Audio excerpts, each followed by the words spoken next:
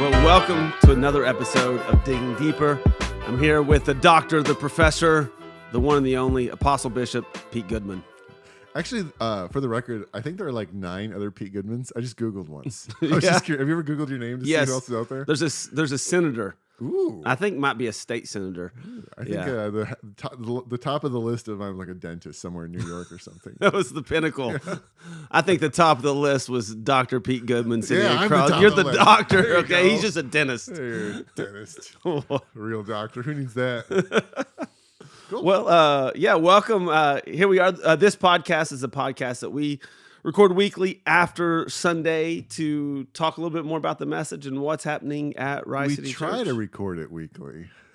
We attempt to record it weekly. For those of you who wondered where last week's recording was, Mariah and I recorded a really I heard it was so deep. There were tears. The best podcast that's ever been recorded. I heard like an angel appeared in the pretty studio. much. And then when we were done, a man who will remain nameless said to us, Dawson said, I forgot to hit the record button. So here we are. I named him.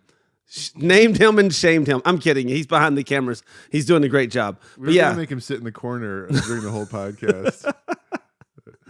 But actually, I think John. I know John did that once, and I think Ben's done it once too. So it's tradition that everyone has to try that at least one time to forget to hit record. Yeah, I heard some stories afterwards of worse podcasts that happened on than the one me and Mariah recorded. Oh yeah, the one that John forgot to record was like super intense and serious. Yeah, I remember that.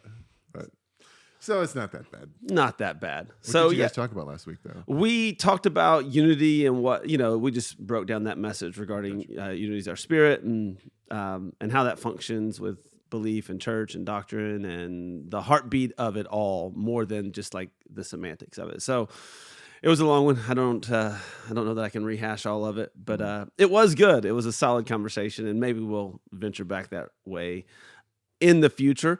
Exciting times right now at Rise. We're in the process, as many of you would know, of searching for our new worship and creative arts pastor. Yeah. And so we had another interview today. Yeah, another interview today. We had a great candidate in a couple weeks ago, and another one coming in at the end of this month. And then once we get through some of that, we'll be able to,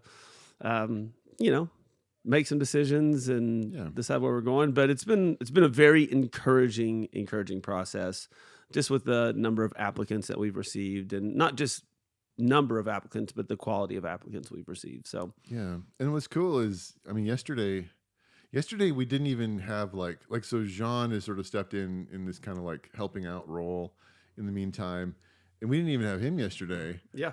And it was great.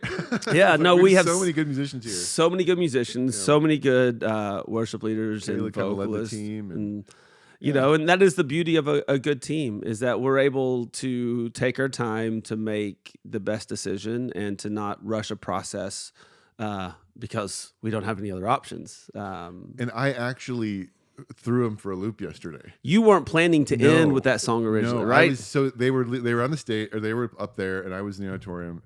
I was in the stands. I almost said in the stands. You were in the stands of her. And they started the last song, the song "Make Room," and I was like, you know what?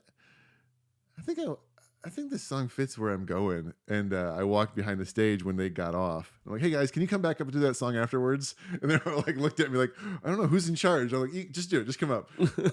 Which was so to do that without anyone sort of like staff leader. They just did a great job. Yeah, like, okay, we'll do it. They came back up and did a great job. Can I tell you that I believe that audible? I don't know. I believe God was speaking. I don't think it was just a cool idea you had in your seat or something. I actually think it was God leading that moment. Even me personally, it was just a sweet time for me, even in the presence of God in that moment, when we went back into that time to reflect and spend time in the presence of God and consider everything. So I felt like that was just such a in tune with the Spirit of God moment to make that audible, as you would call it, in that last second there. And like you said, the team did a great job coming back out and just they didn't miss a beat. Yeah, that song has been. I don't know, sometimes you just have seasons where a song just resonates with you. Mm-hmm. And I remember I asked the band to play that song, I don't know, probably like 4 or 5 months ago, because it was just, It was like I was sitting in it.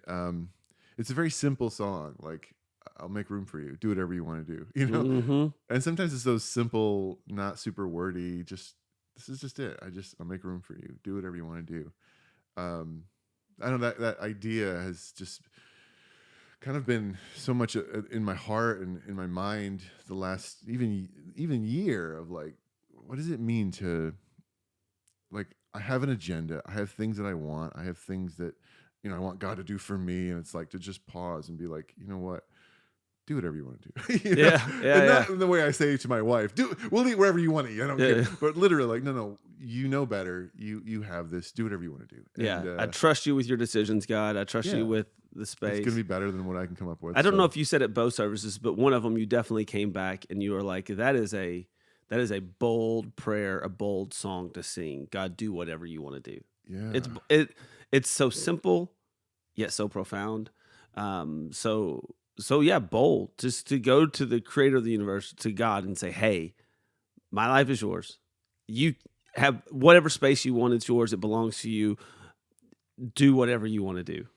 Especially, and we can get into it if you want, but like the sort of, if you weren't there, and obviously we've always say this, digging deeper is more of like, hey, after you listen to the message, but the idea of telling this group of religious people that maybe if they really want to find goodness, they should move to the back of the room, like surrender, give up, like to know in my heart, in my mind, that telling God do whatever you want to do probably means like I'm going to be uncomfortable here in the near future. Yeah, Is such a, I don't know. I'm 46 and I still sometimes I think it was easier to sing those songs and make those prayers in my 20s because I didn't know what was coming. And now I'm like, oh, do I really want to say that out loud? All right, here we go. yeah. No, there's definitely like there's more to lose. Yeah, There's more to sacrifice. Like as a man in your 40s, we're in our 40s. There's life looks different at this stage than it did when all you had was life ahead of you. yeah. What are we? We're middle-aged men, We are. is what we are. But you also know, you have the experience of remembering the feelings of when God, Yeah. pulls things, moves things, messes with your life a little bit, whatever it is. Like, now I'm like, oh, do I? Okay. Yeah. But yeah, it's I don't know, it's a cool song. And Y- I just anyway, Kayla did a great job. That's Brad, Faith, everybody did such a good job, and Jacob Patino kind of behind the scenes. People don't know this, but like, because a lot of people have microphones and you kind of just assume everyone's singing, but Jacob's microphone doesn't work like you don't hear Jacob. He's actually talking to the band in the microphone, kind of Mhm. like telling them, "Hey, let's go to this bridge, whatever," which is so important when you don't have like a band or somebody. And so, yeah, it's just cool to see. They did a great job. I'm Yeah. really proud of them. That's the simplicity of the song is the beauty of that song. And honestly, I felt like it was the simplicity of your message that was the beauty of it. Like you were driving literally to one simple yet profound thought. You walked us through this story, all the buildup of it, the buildup of the moment, how it's unfolding. You treated it like a movie, and that was probably your intention because that was your illustration, is like the twist of the movie. But then it just landed at that simple point of like, hey, um, if you're gonna do what God, if you're gonna experience the goodness and all the things that God has for you, then you might be uncomfortable because something's got to shift. It's that idea. So I thought that was beautiful. It actually reminded me that whole story. I remember when I was in like early Bible college days.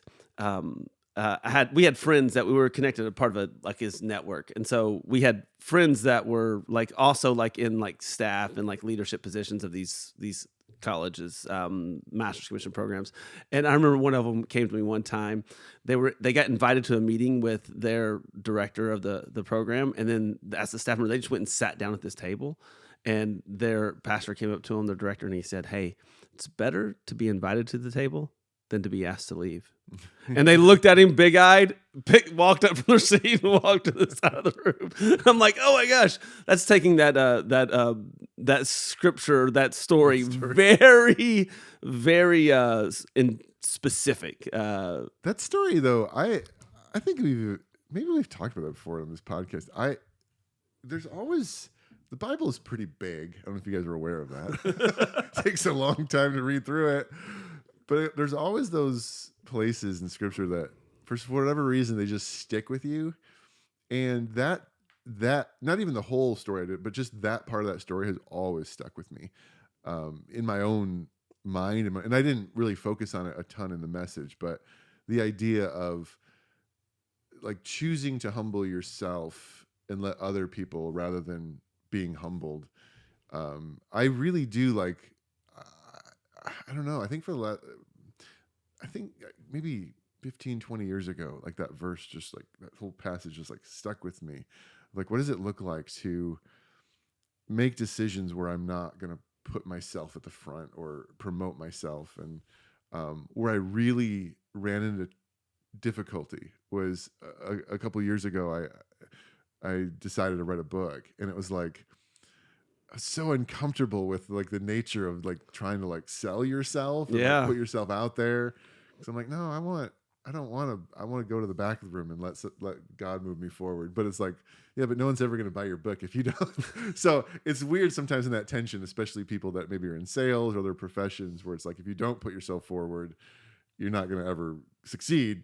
Whereas there's something like, I don't know. It's a weird tension sometimes to live with, depending on the scenario, the situation. But I think generally in life, it's a good thing to live by, of saying you're better off starting in the back and being invited forward than being Hmm. asked to go back. That is, I think, in today's culture and in the world we live in today, that idea is like coming to like a battle, a Really fight is, yeah. against modern day culture, because we live in a culture and a society that would say self promotion is the only way. Promote yourself above, like the influence of social media in that, the influence of, you know, just get yourself out there. And usually it's covered with this shroud of like, no, you're doing this to serve. Like Mm. you're trying to use the positive motivation, but You have often something good to offer, so get out there and sell yourself. Yeah, I do, don't I?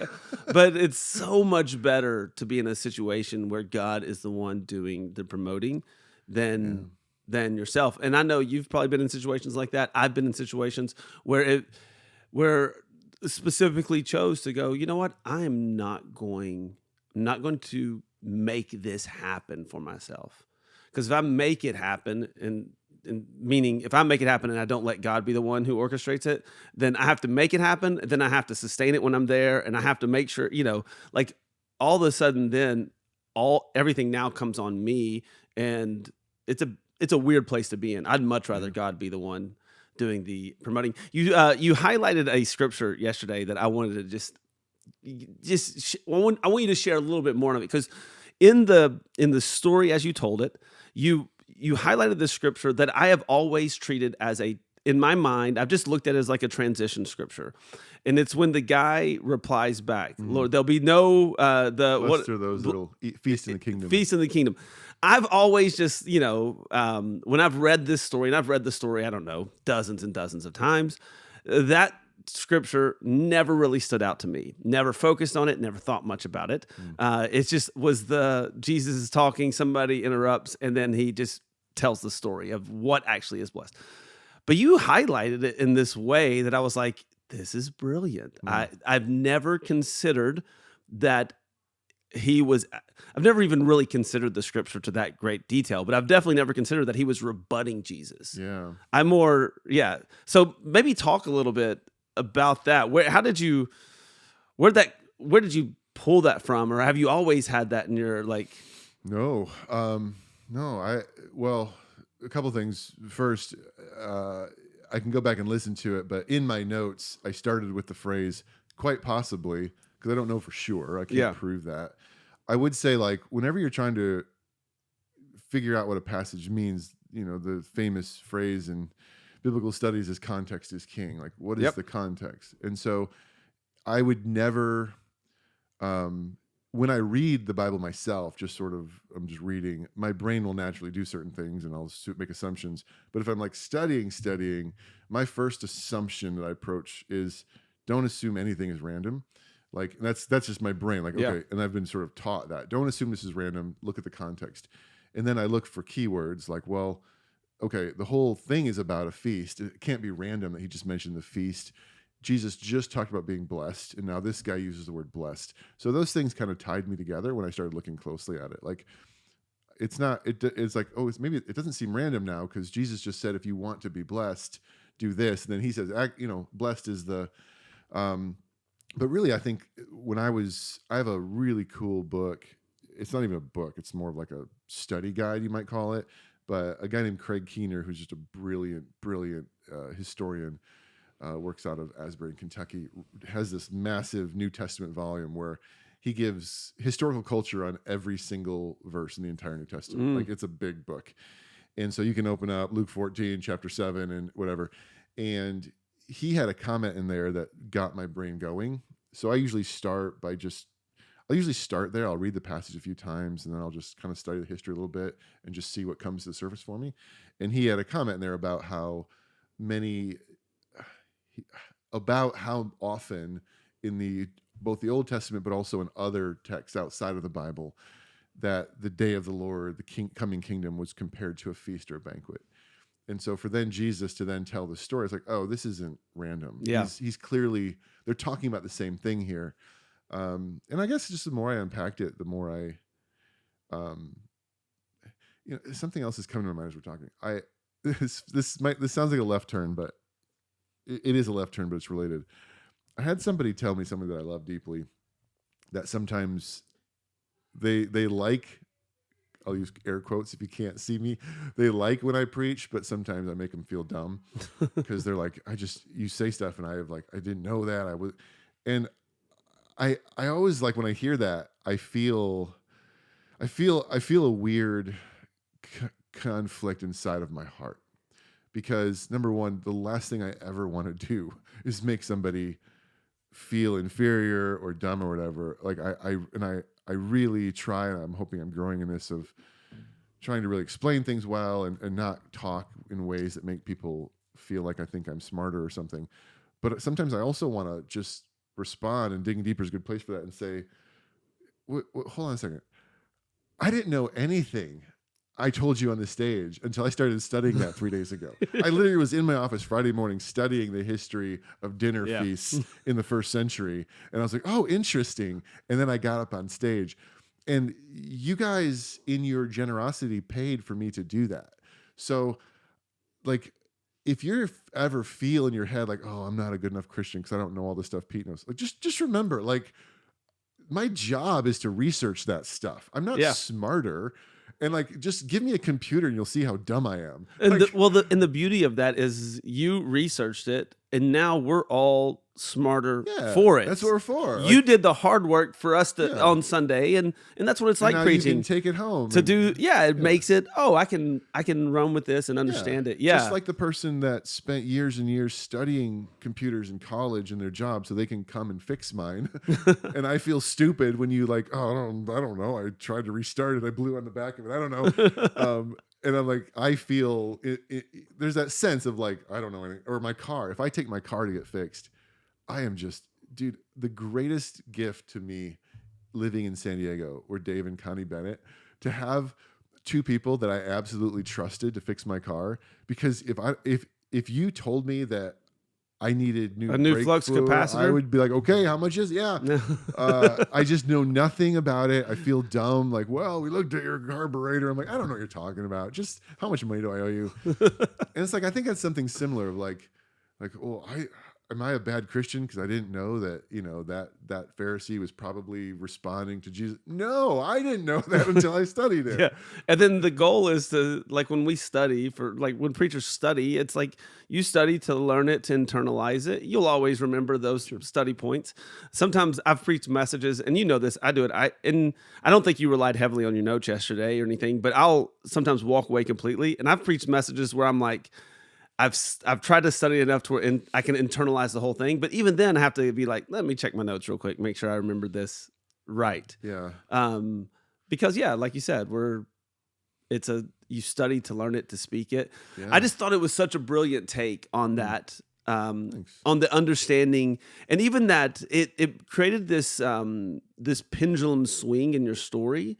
I love story, you know that. I love Mm, to hear the way the story unfolds. So you were telling this story, you were doing all the build up, and then it was like that was the pendulum swing to the other side mm, of like, okay, I've given you all of this information of these stories, but now let me tell you why you're hearing it. mm. And so it created this really cool connection point. And in it, you talked about a couple things. You mentioned that it's like, hey, everyone's invited. I love how you specified that the religious people were invited, like the Pharisees, those they were invited first. Yeah, they You know, were. it Yeah. is, and that scripturally, like there's scriptures that back all that up. And you threw out a couple different random things about it. Just I heard the tones and the words, but they were invited first. Everyone was invited to this banquet. Some chose to come, some chose didn't come. The qualifications wasn't what we have done, but it is what Jesus has done. The fact that He's invited us. Mm. Um, and you talked a little bit about this in your message, and I don't know, maybe you want to talk more about it. Maybe you don't. We'll find out in a minute. But No. this idea of how do you balance out, because we've all been there, this idea that in your heart that somehow you've earned just a little bit of the love of God. Because Yeah. just full transparency, we all understand that, man, it's not because of anything we've done. Our righteousness is but filthy rags. These are all scriptures here. It's because of the righteousness of Christ that we are permitted and we have this opportunity. But still, every now and then, it's easy for me to like to feel like that I did a little something right Yeah. to sort of, you know, to earn something. So how do you fight that temptation, even knowing because everybody there would be plenty of people you preached to yesterday or on Sunday that understands that as a concept, but still the application of it sometimes can get a little tricky because Sure. So if you, I love church history. People know that. Not just church history, but all history is interesting to me.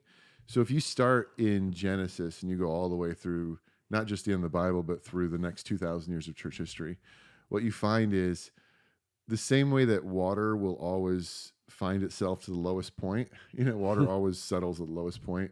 Humans always revert to the lowest point of I earned this, uh-huh. right? Like, and so it's not just that. And this is another behind the scenes thing about culture and Jewish people. One of the challenges of teaching Jesus's parables is that a lot of scholars would say a great percentage of them, more than we usually want to believe or accept, was actually Jesus talking to the Jews in general. Like the Jewish people are the ones that were invited first and Yep. they didn't want to come. But if you just preach that, it's not really applicable as much. So you find ways to make it more like, well, let's talk about anyway. A lot of Jesus's parables, I think, were to the Jewish people at large. Like, you guys were a servant that failed. You guys were entrusted with something. You didn't do it. But I think even in that, you can find application and meaning for us today. And that is, you follow church history, and it's like it's this constant pendulum swinging of it keeps moving towards human effort. And then there'll be some form of revolution or reformation, or something crazy will happen, or people will move out into the desert and become monks, or they'll start a war. Literally, there were wars over this. Or you have a Martin Luther who just blows everything up again. It's like it keeps going to the lowest point, and then it gets pushed. Hey, no, no, no! Yeah. It's not our work. It's not our work. And so the reformers have. I'm not 90% of people on this podcast won't know what I mean by this, but maybe a few of you do. Reformed theology is actually a different stream of Christianity that I'm not part of, but I do respect their statement. We are reformed and always reforming, like meaning we know that we're going to keep falling back into human achievement, my effort, and we got to keep pushing. Got to keep pushing. Do you think that part of our sorry if I've broken your No, chain of thought. Do you think that part of our society pushes itself like part of our Christianity, this maybe it's the Americanized Christianity, maybe it's just Christianity in general. Do you think it's possible that we're so acutely aware of that now that we push ourselves to the complete other side of the spectrum, which is you don't even have to do anything. You don't have to do everything ever. oh, It's just absolutely. like That's more where I'm at. yeah. I struggle with that a lot. Sorry, going back. That was what my book was about. Honestly, that's what I wrote about. I feel like I'm not reformed, and again, I know a lot of people don't know what that means. I don't want to get into it.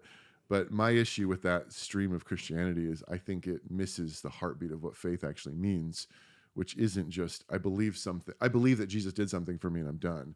Faith is a commitment, a loyalty to Christ as King to lead my life. And if I don't actually follow him, I'm not going to get the benefits of what he's offering. So I Mhm. do believe there is human effort involved. I'm much more of what you might call a Wesleyan than a Calvinist. Again, words that have a lot of meaning in church Ye history, but they deal with this question. Yeah. Wesley and Calvin argued, their followers argued over this issue. Is there any human effort involved? Do I have to do anything? No. And Calvinists who were Reformed said, no, there's no effort involved. It's all the grace of God.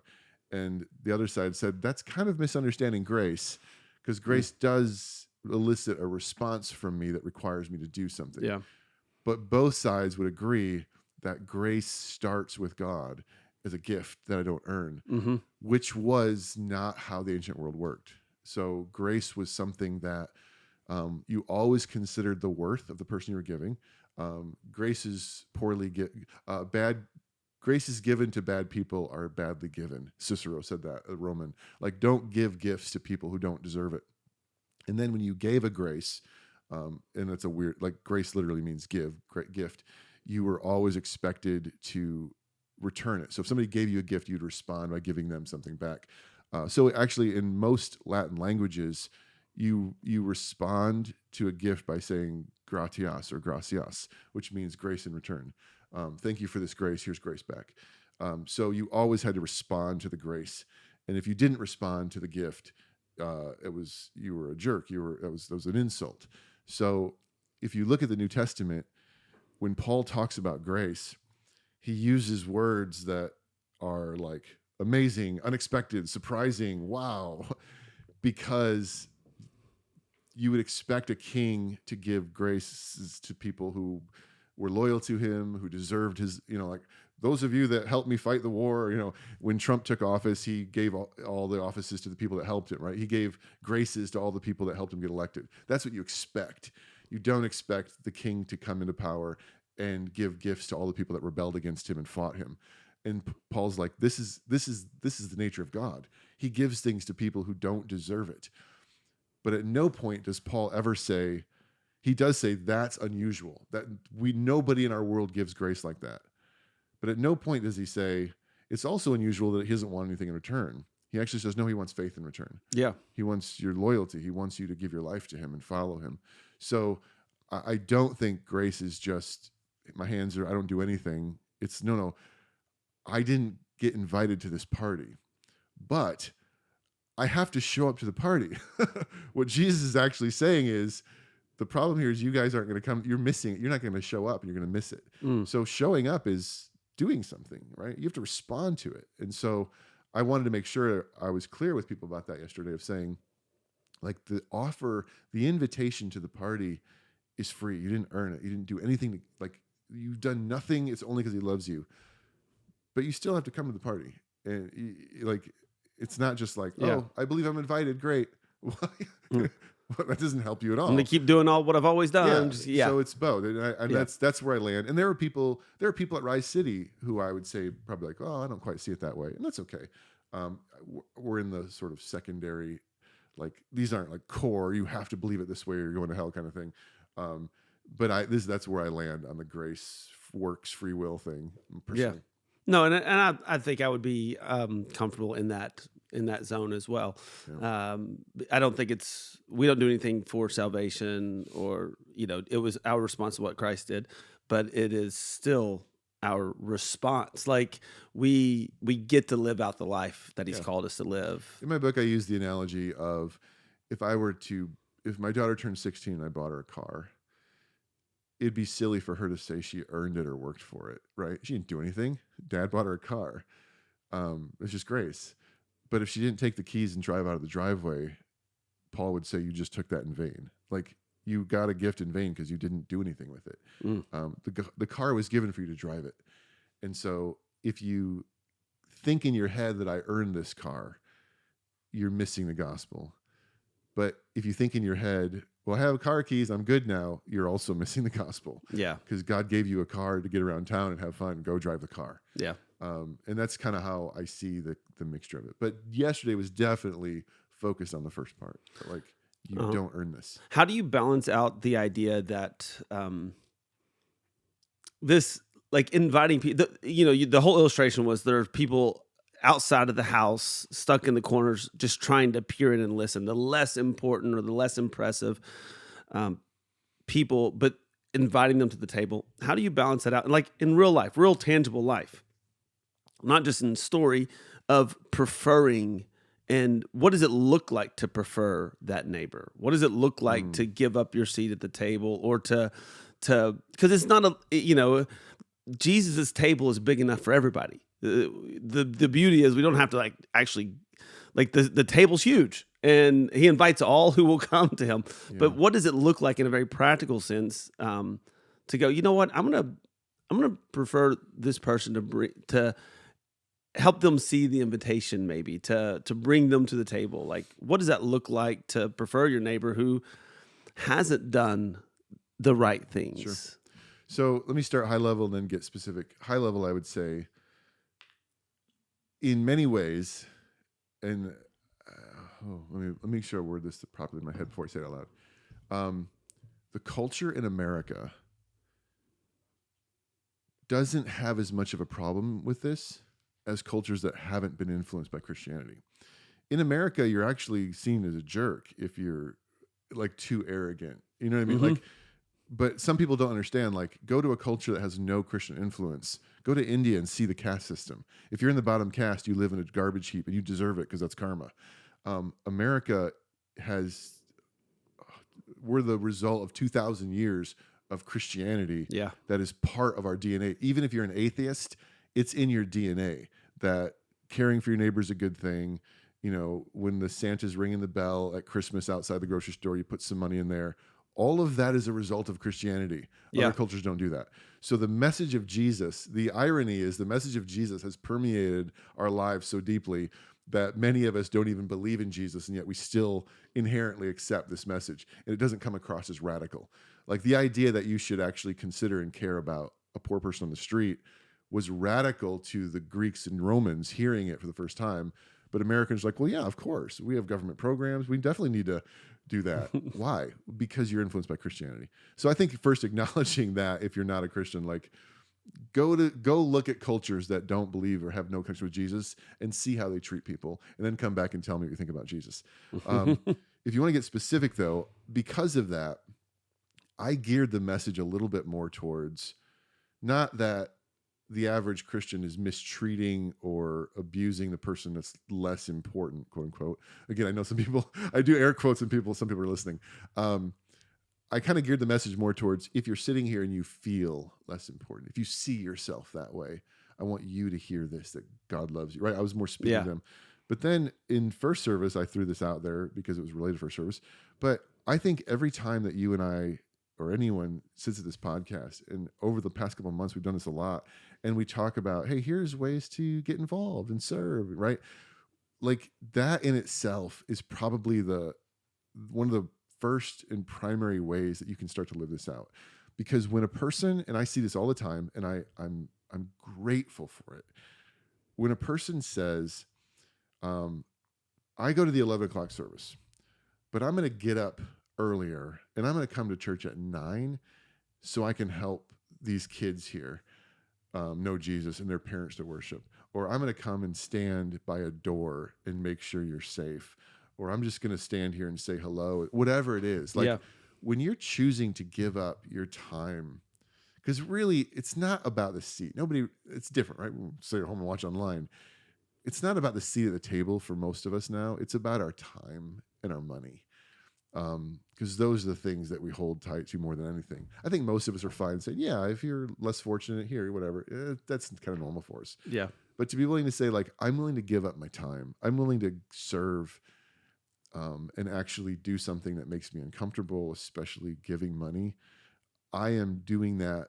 I'm making that decision to put others ahead of myself. And I think as a Christian, um, that's sort of where we often start. And as a church here at Rise City, it's off where we start. Oh, hey, you've made a decision to follow Jesus. Great. Here's some next steps. Get connected in a group, start serving. We don't just say that because well, we're a volunteer organization. If we don't get serving people, we can't run. I Mm, mean, there's some truth to that, sure. but we actually believe that you're living out the teachings of Jesus when you give up your time and money for other people. You're giving up your seat when you choose to miss a football game or not buy as nice of a truck because you give 10% of your income. That is, I think, for us, giving up our seat for other people, assuming, hopefully, that the church you're giving it to is actually reaching lost people, Yeah. which I'm really confident I can say Rice City is. And Yeah. so We have, I think it's 16 or 18 people getting baptized in a couple yeah, weeks. And we've seen people commit their life to the Lord. I've had conversations almost every week with somebody over the last like 3 or 4, somebody who've made a decision to give their life to the Lord and commit to his ways. And yeah, it happens and it's a beautiful thing. And yeah, the illustration that you really, I mean, you leaned into it in the 9 a.m. Like you pushed hard into it into the 9 a.m. was this idea of like, maybe I will give up you literally give up my seat. literally give up your seat in this service and start coming to the 11 so we can balance the scales of the attendance in our kids spaces, our main auditorium. Right. So Because can I speak in that? Yeah. Just some more clarity. So a person that comes to church every week doesn't think about this. There's no reason for you to think about it. It's okay. We think about this. You don't think about, well, this is my service. I come to church here. Cool. Well, big deal. We are constantly trying to invite the world in to meet Jesus. And what you don't think about, because there's no reason you need to, is when, say, a young family, 28 years old, 2 little babies, hasn't been to church since they were middle schooler, but said, you know what, we think maybe God's telling us it's time to go back to church. Let's give this a try. And they show up at 9 o'clock, which is a normal service for them. And they can't find anywhere to sit. And the kids' rooms are so full, we don't even have room for their kids. And they're like, yeah, never mind. And they leave. And I know that sounds drastic. It's not. It's No. happening. Like we're setting up extra chairs. All of our kids' rooms are capacity. So if somebody says, you know what, I don't mind coming to church at 11. I could make that work. And I have 2 kids. Well, now there's 2 chairs and 2 spaces in our kids ministry for that couple that just visited. Yeah. And so you literally are giving up your seat for somebody. And so I don't know. It was, I don't know about this. I wondered if people were sitting in the auditorium being like, did they plan this? We did not. We did not. We did No. not. Honestly, I Yeah. talked about it last week, but You the did. QR It didn't code work, was yeah. broken. And so we revisited it in the announcements to make sure people had an opportunity to do Yeah. it. And I So- was standing on the stage thinking, wait, he had just talked about giving up your seat. Guys, let's give up our seats. Like it was completely random. But Well, random, again, air quotes. yeah, because obviously the Lord knows how to orchestrate things. And I do believe God's doing some pretty incredible things here. He And is. we're seeing new people come in and new people give their lives to the Lord and getting stitched in the fabric of the church. I mean, even on Friday night this past week, it's not connected to this podcast, we had a women's night, first one of the year. Pouring rain. Pouring rain, Nobody wanted to go outside. and so many women Yeah. showed up. Julie texted me. She's like, I've never seen the parking lot this full. I was like, I had my son at a basketball game. I'm like, what? What's good? Awesome. Yeah, it was, and the team did just this like everything was intentional. They had this station where they made bookmarks, and when they told me they were making bookmarks, Megan told me about it ahead of time. And I didn't say anything because I know the way my mind works, and I know the way my wife's mind works. I was like, my head went, "You're making bookmarks." If it makes you feel better, I did say something, and it was, "You're making bookmarks." And I thought it was the silliest idea. Like they had like a Nobody needs temporary books. tattoo station, bookmark station, and then like you can make your own tea bags to have tea at home station.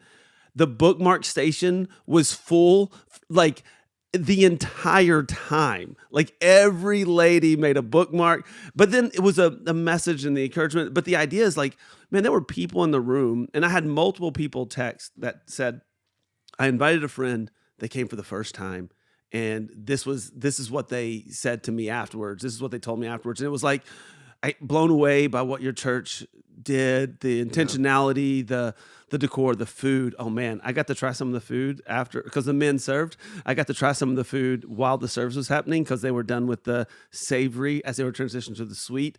It was fantastic. The It men made the food? no, no, I was no, gonna say, no, that'd just no, be no. like a pile of beef sticks on a table. Take what you want. The women's team made the food. The Okay. men's They team served it. helped shift it around with what was Right. allowed, and but it was such a good night. But the point of it was these little things that make space for people that bring them in, um, give us the opportunity to like reach more people for the gospel. 2 weeks ago, when I preached on unity, I mentioned ways that we could be intentional around like about helping people encounter Jesus. Mm. And like it was simple stuff like invite your neighbor to your house for dinner. Yeah. Invite a friend to church with you on a Sunday. Bring someone to a group. Intentionally go out of your way to say hi. Give up your like. There's things that we can do to help people see and experience the gospel. And that illustration of like giving up your seat, preferring your neighbor over yourself in a real intangible way. Not just talking about a 9 a.m. shift to 11 a.m., but creating space for people to encounter the Lord is such a powerful thing. And, who knows what we'll do as we make decisions in our building. But it's cool that people are considering it. Yeah, yeah. I had a real tangible moment. And when I say I had a real tangible, I was watching a real tangible moment take place between my wife and daughter that I was on the outside of because I was preaching. My daughter was crying between services. And I just like, what, as you're like, I'm about to go preach again, but I'm also, like, what's happening? What's happening? And Julie, my wife, Julie, kind of like, oh, it's a lot right now. And I was like, what's going on? And essentially there's a couple that we know who, and we love, they're amazing people. They're on their own journey of trying to figure out if, Christianity or faith is for them. But their daughter is good friends with our daughter, and so what's cool is we invite them a lot, but now my daughter is like, hey, you should come to church with me, kind of thing, and it's just amazing when you see that happen because you get to see the mom's like, well, okay, I'll bring her to church and maybe I'll sit and listen. But I was like, why are you crying? She's like, well, she's coming today, but she's coming to the second service. And the way our kids ministry works, if you don't know, is if you're the child of somebody like me who serves, you go to one, your kids go to one, then we have something called launch party, which is it's just fun. So you don't have to go to church twice, basically. And she's like, because she's coming at 11, I don't want to go to service with her because I already went at 9. I want to go to launch party.